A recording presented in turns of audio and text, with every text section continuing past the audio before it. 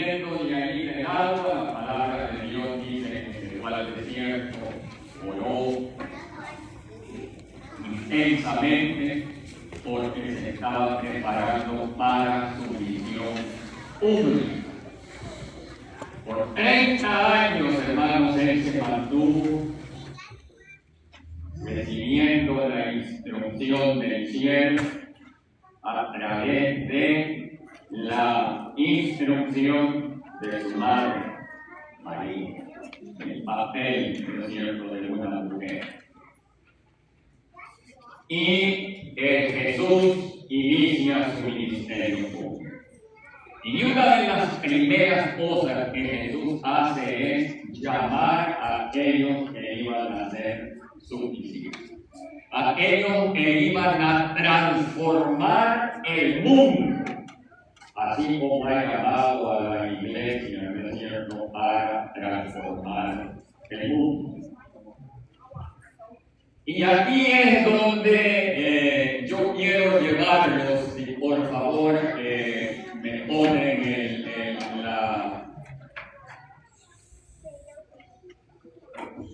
PowerPoint, por favor.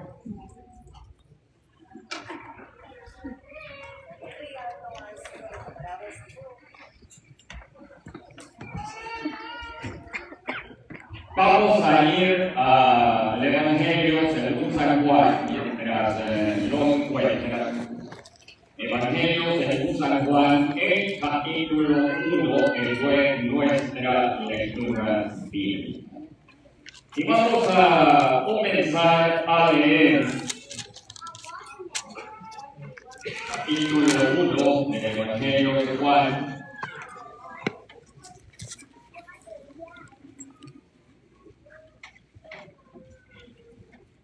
Versículo 35 en adelante. Y al siguiente día estaba otra vez Juan y con él 2 de sus discípulos. Y mirando a Jesús que andaba por allí, dijo: este es el Cordero de Dios. Los 2 discípulos, es decir, seguidores de Juan el Bautista, lo oyeron hablar. ¿Y qué fue lo que hicieron? Dice que siguieron a Jesús.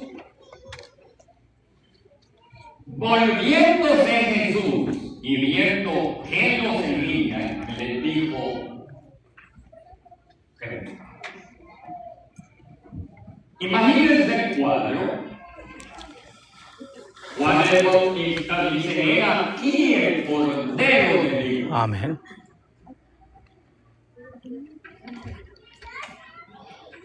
Los galileos, los judíos en aquel entonces esperaban el Mesías, el libertador. Gracias. Esperaban al libertador. Y cuando escuchan: he aquí el Cordero de Dios, dijeron: pues empezamos a seguir. No te igual. Jesús va caminando. Los 2 discípulos se le pegan atrás. No sé si usted ha tenido alguna experiencia, quizás ya era oscuro y dice la Escritura que ya estaba anocheciendo. Y si alguien lo va siguiendo, usted no conoce, ¿verdad? Pues claro, no lo quiere ver. Bueno.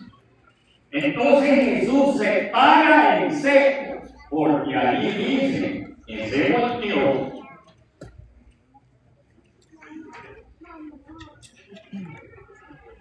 Y entonces, volviéndose, dice, se dio vuelta, se dio media vuelta, prontamente, y el tercero.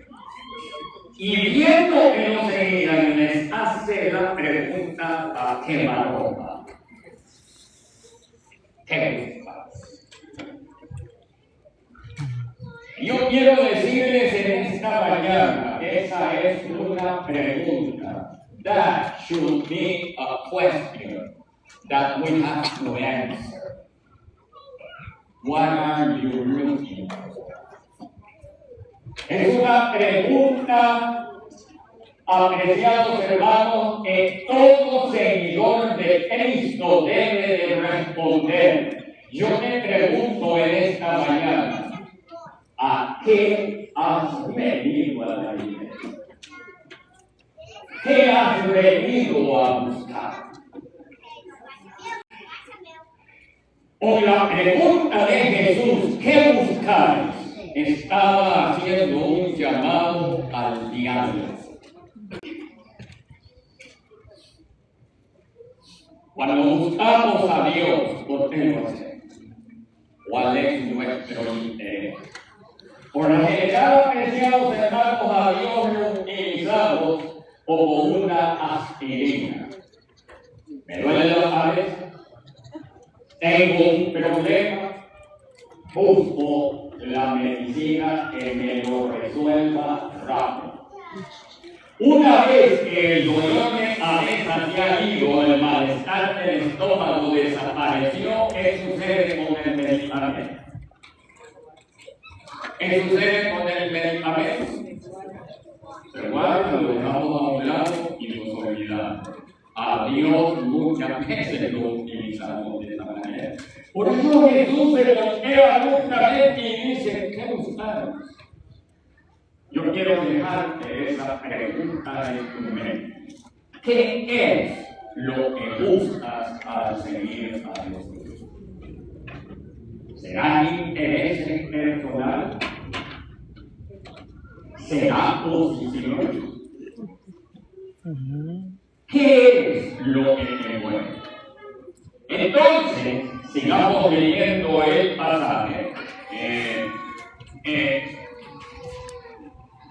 De la persona del cual vamos a hablar, lo considero yo un héroe. Son esos héroes en la Biblia que no tienen capa. De esos que ambulan todos los días, apreciados hermanos. Y déjenme decirles que no son adventistas del séptimo día. De lo que menos te puedes imaginar, tú vas a recibir una ayuda, una atención. Y si no, pregúntale al samaritano que estaba tirado a la vera del camino. La ley no hizo nada por él. Sacerdote, levita, la religión no pudo hacer nada por él. Pero sí pudo un trasunto que era desechado por la sociedad y no era tomado en cuenta. Y apreciados hermanos, la pregunta es, ¿qué buscar? Y entonces dice acá que fueron, él dijo, Rabí, que significa maestro, fue la respuesta. ¿Dónde vive? Le dijo, venid y ver. Es decir, desencuentra, alguien, miren, fueron y vieron dónde vivía y se quedaron aquel día con él. Es interesante, ¿no? Se quedaron con Jesús, pasaron la noche con Jesús. Yo me pongo a pensar cómo habrá sido ese momento, ¿verdad? ¿Qué les habrá compartido Jesús a él? Se quedaron, dice, aquella noche, se quedaron aquella noche con Jesús. Pero el pasaje sigue diciendo, versículo 40, y eso lo encuentran, ahí está el pasaje, la cita. Versículo 40. Andrés, era uno de los dos que estaba siguiendo. Pedro era uno de los dos que habían oído a Juan y habían seguido a Jesús. Andrés. ¿Quién fue Andrés? Andrés, ¿sabe lo que quiere decir Andrés? Viene de Andro. Andrés. cuando le da al hombre, ¿verdad? Algo de hombre. Significa varonil. Eso significa Andrés. Un buen nombre para ponerle a un hijo, ¿verdad? Significa varonil. Andrés, apreciados hermanos, es un héroe desconocido en la Biblia. De los 12 discípulos, ¿saben ustedes? Siempre aparece en segundo lugar. Siempre. Andrés aparece en segundo lugar. Y a nadie le gusta estar en segundo lugar. Si no, pregúntenle a los argentinos. No le gusta el segundo. A nadie le gusta el segundo lugar. Second place. I want first place. Andrés aparece siempre detrás del Señor. Es como las esposas de pastores. Fíjense que a las esposas de pastores no las llaman por su nombre, sino la esposa del pastor. Pastoras en algunos lados.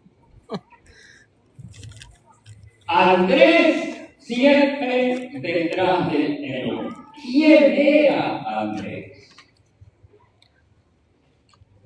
Blumer, un teólogo de renombre del siglo pasado,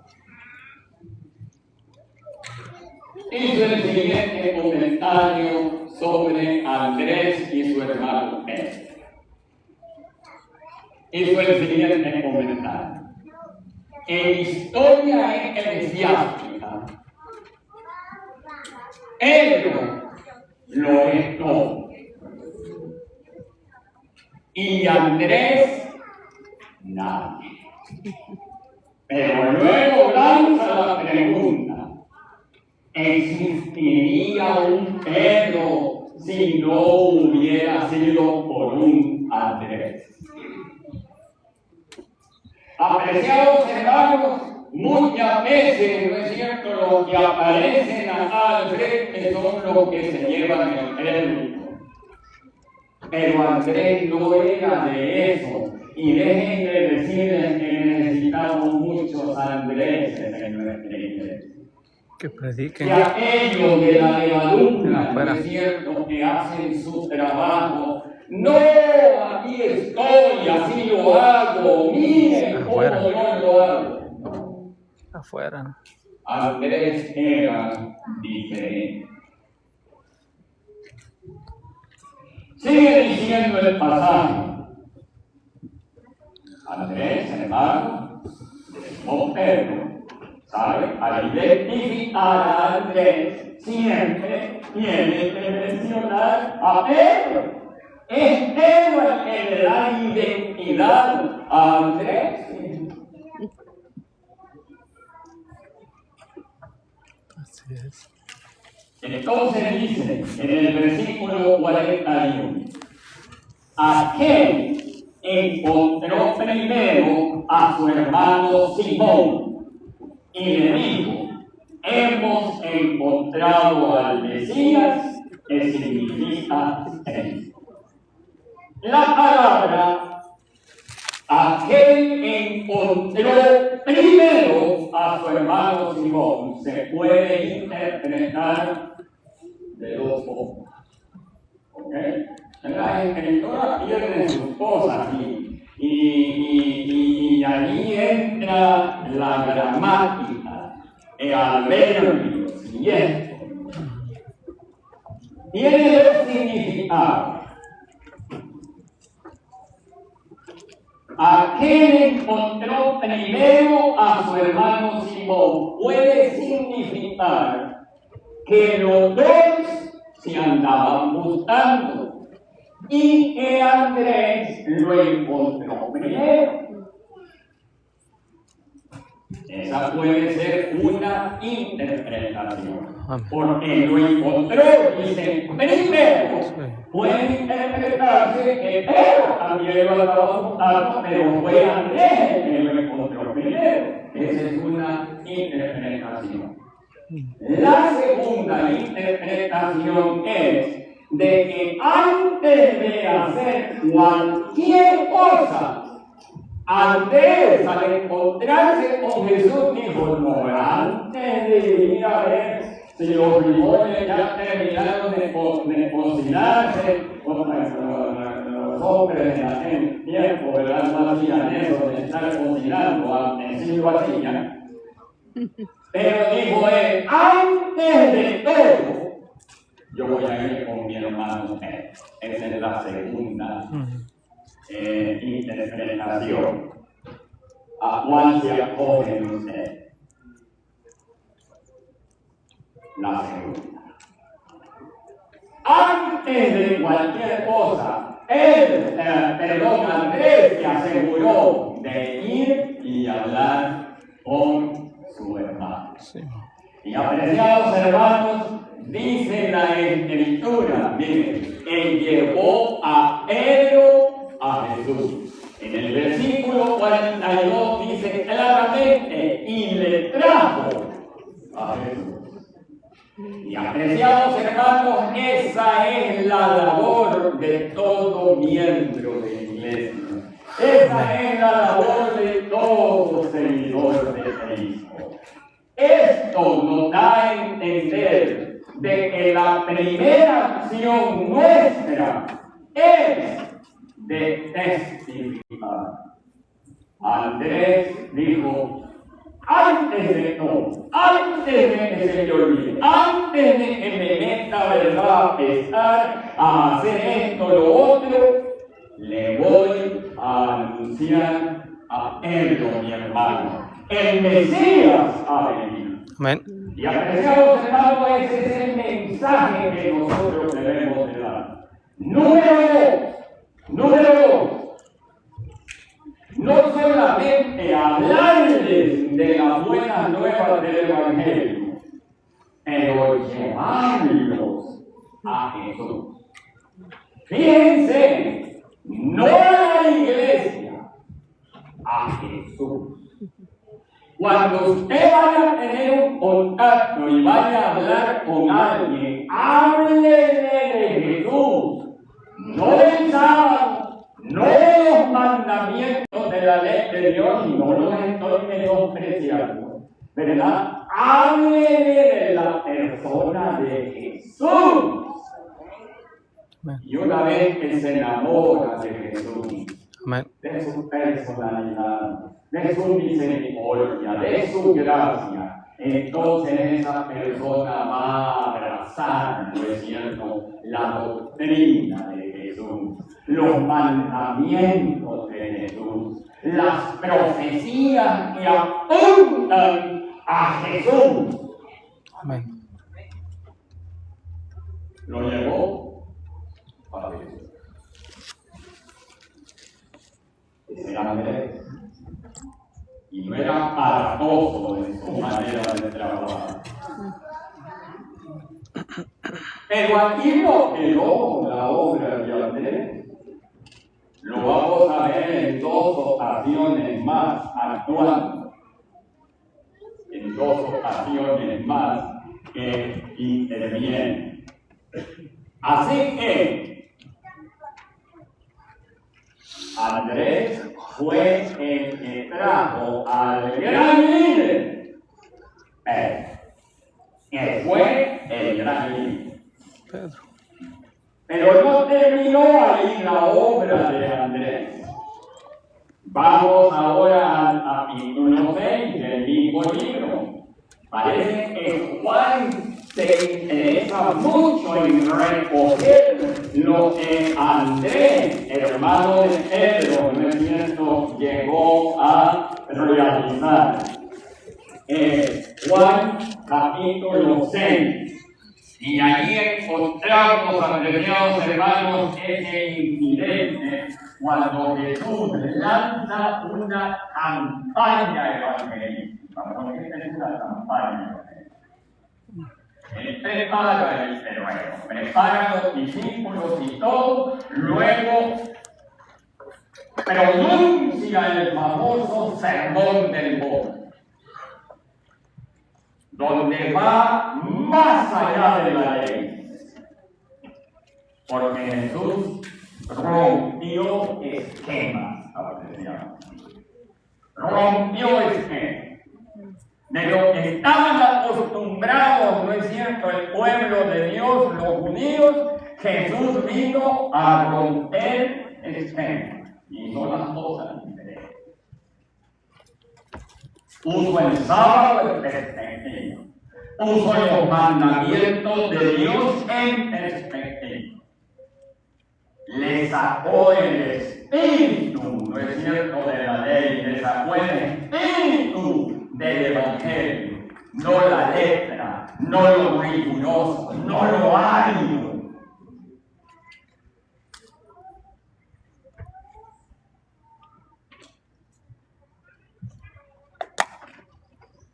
Dice en el versículo, en el capítulo 6 de San Juan, después de eso, Jesús fue al otro lado del mar de Galilea y venía. Y le seguía una gran multitud, porque veían la señal. Por eso Jesús preguntó, ¿qué buscabas? ¿Qué buscaba en esta multitud? ¿Qué buscaba? Señal. Señal. Entonces subió Jesús a un monte y se sentó allí con sus discípulos. Y estaba cerca la Pascua, la fiesta de los judíos, cuando alzó Jesús los ojos. Vio que había venido a él una gran multitud. Entonces Jesús echa mano, ¿no es cierto?, de los que están allí cerca de él. En el paso, ¿verdad?, cuando se le manifestó a Moisés, él trabajó a ver en tierra donde me manifiesto acá, no hay roble aquí, no hay palmera, ahí está una zarza, no tiene apariencia, yo voy a trabajar a través de esa zarza. Yo voy a trabajar a través de aquello que no es popular, pero que esté a la mano. Y entonces dice que estaba allí cerca. ¿Quién estaba allí? Dice Felipe. Y entonces le hace la pregunta retórica: ¿de dónde compraremos pan para que coman eso? Y lo dejó en pensar. Y empezó el pobre, ¿verdad?, a ver el mar de gente. Era un mar de gente que había ahí. Y entonces le responde con otra pregunta: ¿de dónde compraremos pan para que coman estos? Pero esto decía para probarlo, porque él sabía lo que iba a hacer. Y Felipe respondió: 200 denarios de pan no bastarían para que cada uno de ellos tomara un poco. Versículo 8. Uno de sus discípulos, ¿quién? Andrés. Andrés, hermano de Simón Pedro, le dijo: aquí hay un muchacho que tiene 5 panes de cebada y 2 pescados pero ¿qué es esto para acá? Ahí me llama la atención a los hermanos. Andrés, siempre Andrés, detrás del telón, sin levantar orden, sin decir mucho, ya se había mezclado con la multitud, andaba merodeando entre la gente, pero no andaba viendo ni viendo faldas y mirando qué zapatos estaban trayendo, nada de eso. Se maneja en medio de la multitud y hace amistad con un adolescente. ¿Saben ustedes que eso es difícil? Los adolescentes son calculadores, no van a abrirse con cualquier persona. Pero Andrés sabía cómo trabajar detrás del telón. Y no solamente, ¿no es cierto?, con gentes adultas, no trabajaba con adolescentes también, y ese es un don especial. Apreciados hermanos, amemos y protejamos nuestra juventud. Hagámosles saber que son importantes y que esta es su iglesia. Apreciados hermanos, Andrés se movió en medio de la multitud, hizo amistad con un muchacho que tendría unos 13, 14 años. Y fue tanta la confianza que ese muchacho le tuvo a Andrés, que en un momento, he shared his lunch with him. Le dijo, mira, mi mamá me puso esta mañana, ¿qué fue lo que le puso? 5 panes o poco en la boca. Y 2. Ya me dio hambre.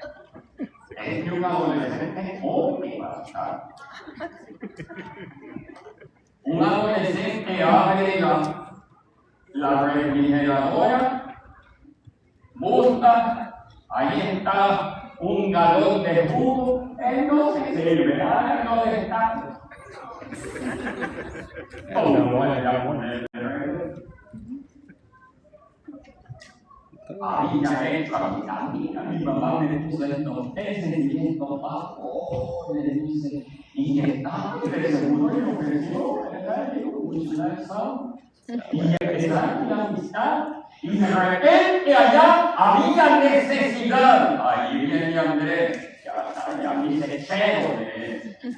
¿Sabe la expresión cero? Guachi, amigo, compa.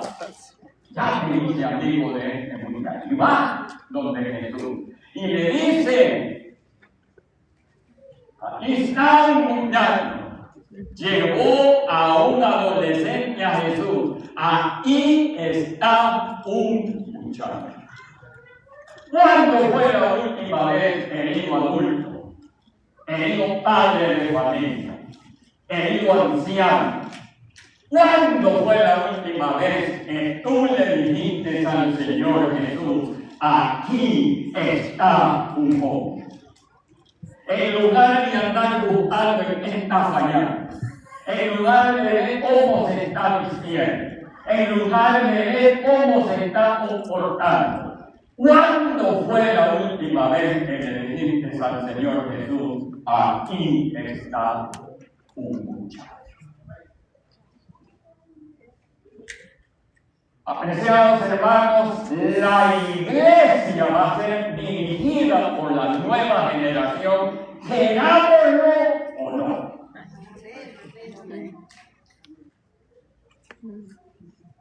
Y los trajo a Jesús. Y esos panes, y esos peces, y ese niño había traído para comerlo él.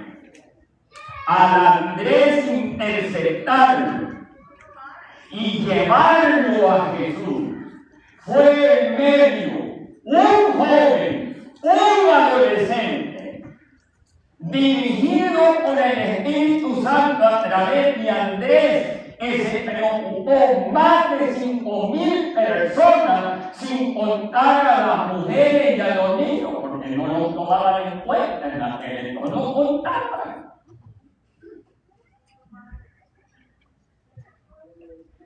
En medio de toda esa gente, Andrés encuentra a este muchacho. A los muchachos hay que buscar, a los muchachos hay que ganarse la confianza de ellos. La palmadita en el hombro, un abrazo sin decir palabras, una palabra de ánimo, de consuelo. No sabemos las luchas que ellos están librando. Y apreciados hermanos, Andrés y su amistad con él, y a través de este muchacho se alimentaron, hermanos, toda la multitud que estaba allí, y sobraron 12 canastas de peces y de pan. Como dicen los mexicanos, ¡Q! ¿Verdad? ¡Q! Mi Jesús, apreciados hermanos, multiplica la bendición. Lo que hace falta Él lo multiplica cuando llegamos con Jesús. Apreciados hermanos, llevemos jóvenes a Jesús, atendamos a nuestros muchachos como Andrés lo hizo. Pero no termine el trabajo de este hombre que trabajaba detrás de este hombre. El mismo Evangelio, Juan 12. Allí Juan otra vez vuelve a mencionar la intervención de este héroe sin capa, de este héroe de la Biblia que no se habla mucho acerca de él.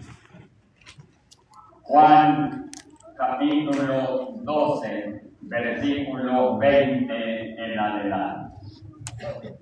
Dice la palabra de Dios, había ciertos griegos entre los que habían subido a adorar. Noten, los griegos eran considerados paganos. Así como consideramos, ¿verdad?, aquello, es el problema, ¿no es cierto?, del exclusivismo. El pueblo de Israel siempre fue exclusivista. Nosotros, ellos no. Nosotros hemos sido depositorios de los oráculos divinos. La santa ley de Dios ha sido entregada a nosotros y se mantuvieron, ¿no es cierto?, exclusivos. Y los griegos eran considerados, pues sí, no del pueblo, pagano, pueblo de Dios. Y se habían olvidado el mandato de Jehová Dios, será luz para todas las naciones. Y será llamada mi casa, casa de adoración para todos los pueblos. No solamente para los adventistas de Santidad, es para todas las naciones que conectan el poder, la gloria, la misericordia y la gracia de nuestro Dios. Y entonces,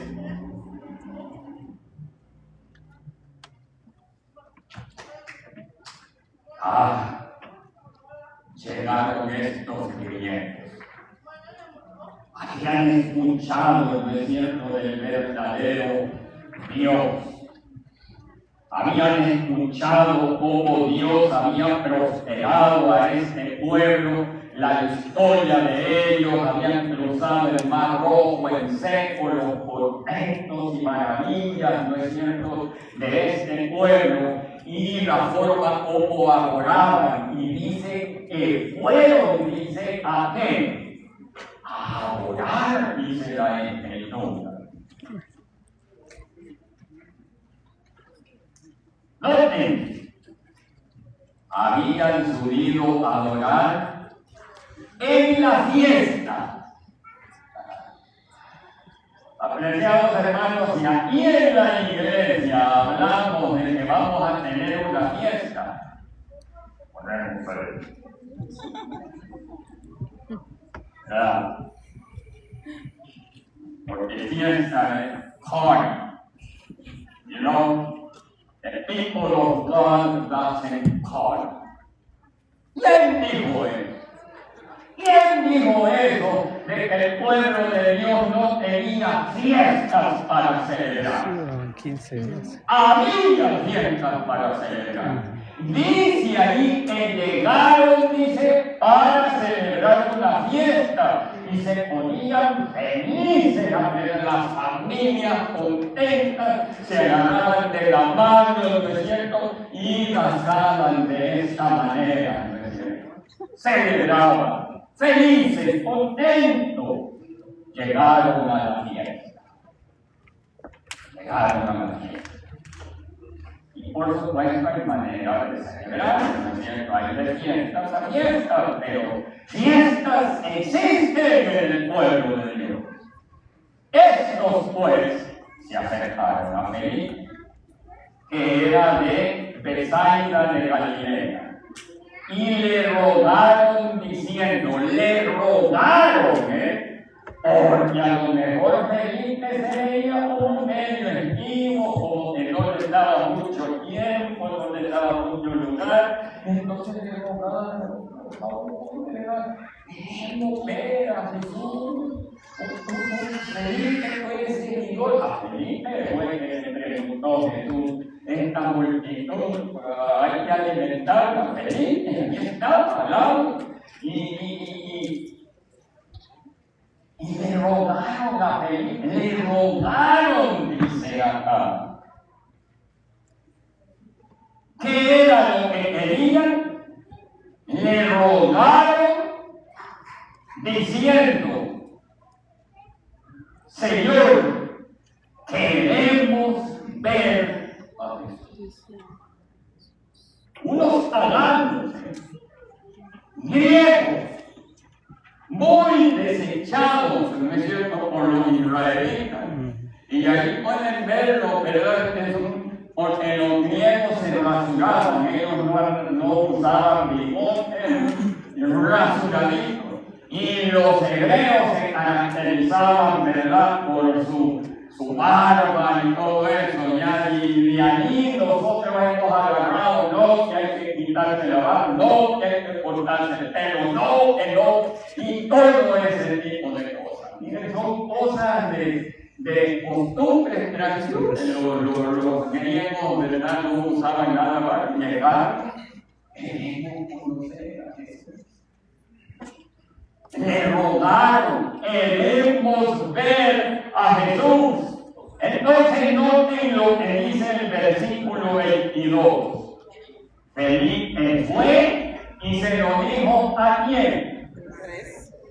Porque Andrés, Andrés era muy bueno para hacer las cosas detrás del fenómeno. He had experience. Okay? Contacting people who others had a hard time contacting. Porque para contactar a un adolescente no es fácil. Tienes que tener métodos para ganarte. Y ahora con personas ajenos al pueblo de Dios. Andrés sabía cómo hacerlo también. Entonces va con Andrés, Felipe va con Andrés. Y entonces le dice, entonces Felipe fue, se lo dijo a Andrés, mira, aquí hay unos griegos, gente rara de estilo, así de raro, no usan barba. Medio raro esa gente. Y se lo lleva, ¿verdad? Y se lo dijo a Andrés. Entonces Andrés, sin titubeos, hermano. Andrés y Felipe se lo dijeron a quién. A Jesús. La solución es Jesús.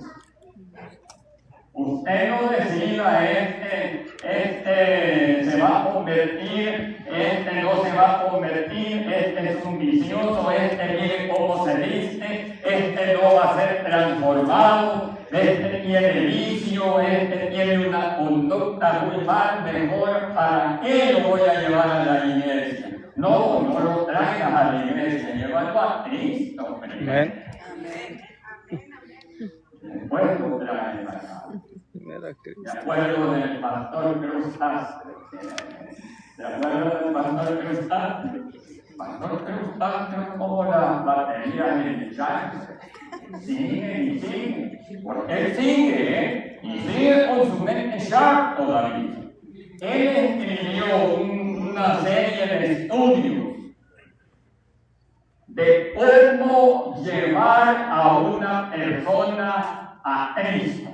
Y lo primero que él señala es, debe quedar bien claro, el primer paso es llevarlo a Cristo, no a la iglesia, a Cristo.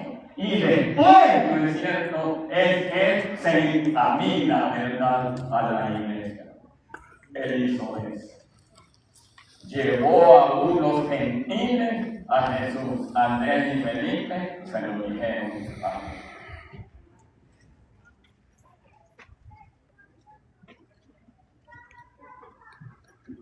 Tenemos que imitar a Andrés, ¿no les parece? Amén. Y aquellos que tengan la habilidad de Pedro, pues hagan verdad como Pedro, pero no atropellen, porque Pedro atropella. ¿Verdad? Hasta.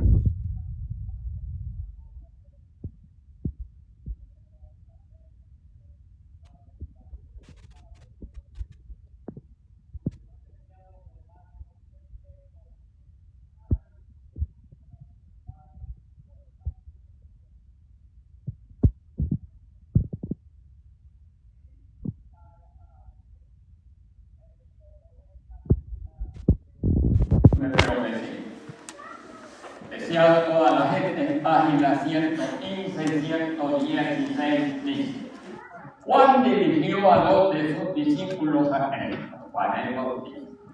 Entonces uno de estos, Andrés, salió a su hermano y lo llevó al Salvador. Luego Felipe fue llamado y buscó a Natanael. Entonces, estos ejemplos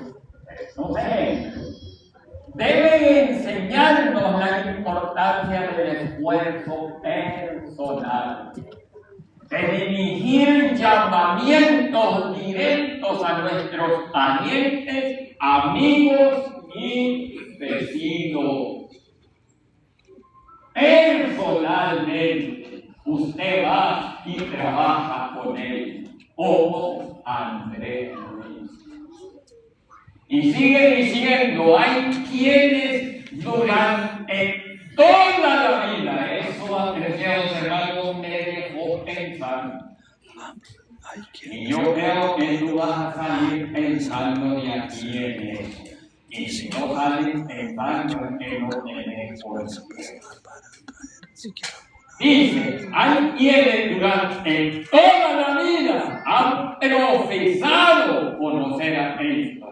Sin embargo, no han hecho nunca un esfuerzo personal para traer siquiera un alma al Salvador.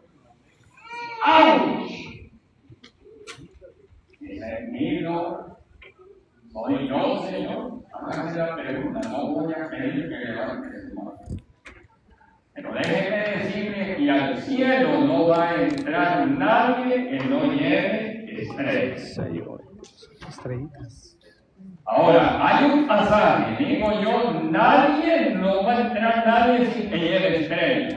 Hay un pasaje, si usted no llevó un alma a los pies de Jesús, su misma alma entra en el asunto, porque dice, hay un pasaje que dice, con vuestra paciencia ganaréis vuestra alma. Es decir, usted mismo tiene que luchar a entrar al reino de los cielos. Pero está haciendo algo para llevar a alguien toda la vida, sin llevar a alguien a los pies de Jesús. Hágase esa pregunta, Señor. Dejan todo el trabajo. No le digo yo, lo dice la Escritura, dejan todo el trabajo. Le dejan todo el trabajo al predicador. Tal vez él esté bien preparado para su vocación, pero no puede hacer lo que Dios ha dejado para los miembros de él. Es grande. Y termina diciendo esto. Nuestra influencia sobre los demás no depende tanto de lo que decimos como de lo que somos. Los hombres pueden combatir y desafiar nuestra lógica, pueden resistir nuestras súplicas, pero una vida de amor desinteresado es un argumento que no puede contradecirse. Una vida consecuente, caracterizada por la mansedumbre de Cristo, es un poder en el mundo. Aquí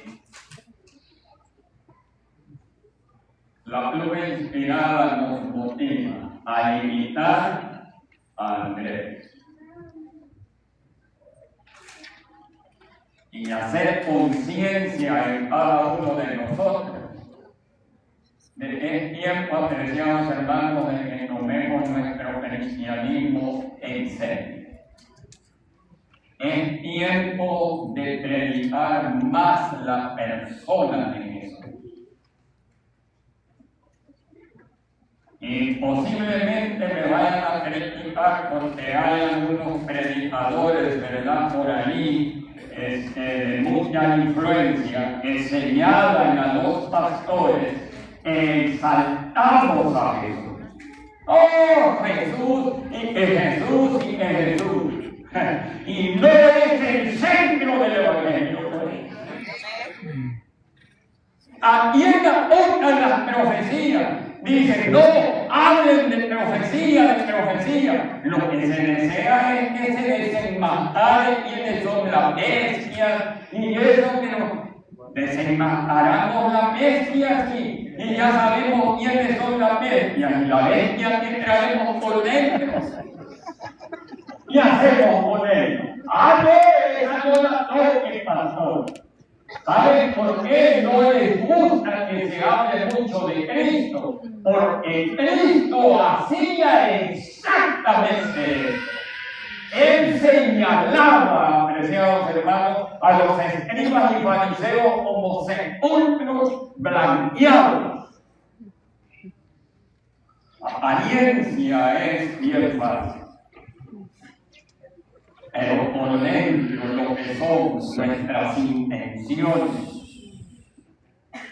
nuestro deseo de superioridad, todo eso debe de tumbarse, y Jesús luchó una y otra vez por los discípulos para concientizarlos.